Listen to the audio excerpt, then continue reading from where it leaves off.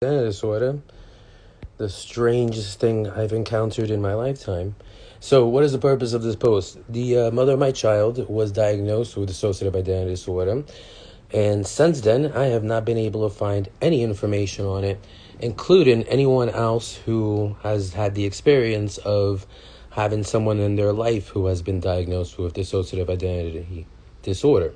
So, last week, I made a comment on this person's account, Rose Gold Collab, that they liked, which was basically saying, where are these people's family members? Because I've been online on Instagram, very specifically, looking for information on dissociative identity disorder since about 2013, and I have not been able to find not one person, who does not themselves is diagnosed with dissociative identity disorder, but has a family member that is. For example, this is my family. That little girl right there, her mother is the person who was diagnosed with dissociative identity disorder. We are the family members of someone diagnosed with dissociative identity disorder. Right, the person in the ponytail is my grandmother. Since then, she's been diagnosed with Alzheimer's. And it's one of the things when I came across this post from Dissociation Info that kind of reminded me of how odd it is and how weird it is that online there isn't more of a presence of people, just friends and family members of people who have been diagnosed with dissociative identity disorder.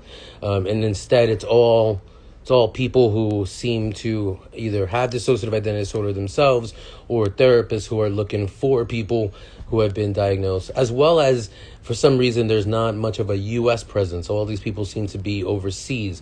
Anyway, talking about the memory loss as a friend or family member of somebody with dissociative identity disorder, that is one of the things that I've really wanted to talk to somebody else about, and not necessarily somebody who's been diagnosed with dissociative identity disorder, but somebody who has experienced that, because that was heartbreaking for me. The amnesia associated to dissociative identity disorder.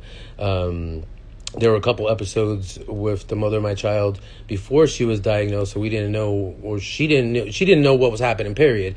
And I didn't know what was going on. And it was as hurtful, if not more hurtful, than when my great-grandmother was dying and she had dementia, and she didn't remember who I was. And this was somebody who I was close to and knew throughout my entire life.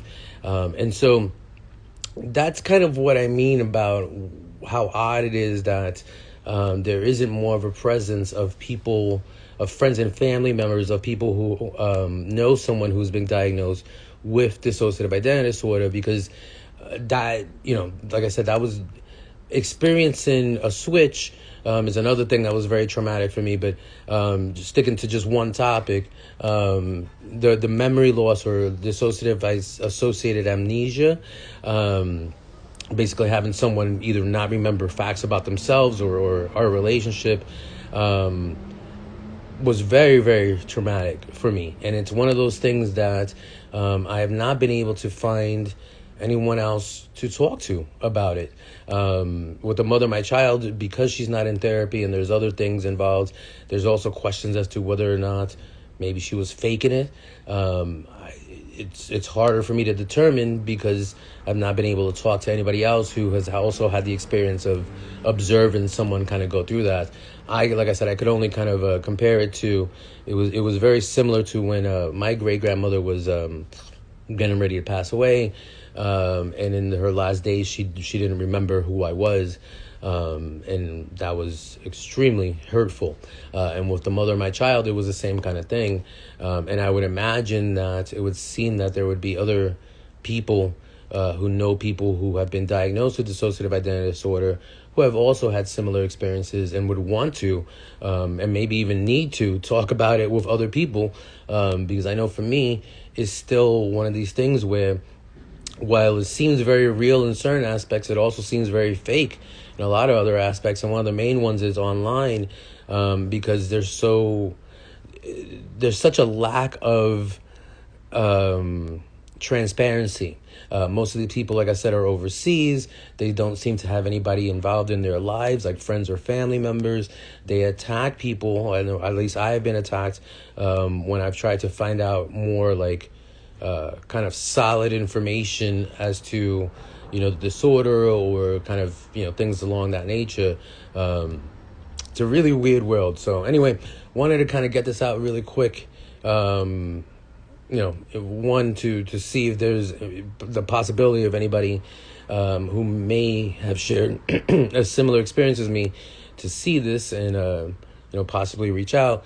But also because I do want to bring attention to the fact that if you are like me and you've been searching for information on dissociative identity disorder online, and feel as if like it makes it, at least for me, it's made it seem almost, for as much as it brings legitimacy to the disorder, it also adds to a sense of fakeness and what the hell is really going on with these people, and is this even real, and just oddity to it. That's my kind of experience with dissociative identity disorder and memory loss, and myself at the very least wanting to kind of know, has anybody else had similar experiences? I know people who have been diagnosed, obviously there's many content creators that speak on it from their perspective, but I mean from someone who hasn't been diagnosed and just observing that and kind of experiencing that with someone. How was that for you? So yeah.